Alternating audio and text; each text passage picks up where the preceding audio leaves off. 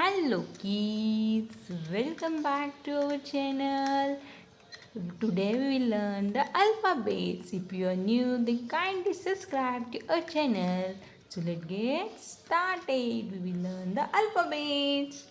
A is for apple, B is for ball, C is for cat, D is for dog, E is for elephant, F for fish, G for goat, H for horse, I for ice cream, J for juice, K is for kite, L is for lamb, M is for mango, N is for nest, O is for orange, P is for parrot, Q is for queen, R is for rabbit, S is for sheep, T is for top, U is for umbrella, V is for van, W is for watch, X is for xylophone, Y is for yak, Z is for zebra, A, B, C, D, E, F, G, H, I, J, K, L, M, N, O, P, Q, R, S, T, U, V, W, X, Y, Z. Thank you so much kids. Don't forget to like and subscribe. Bye bye.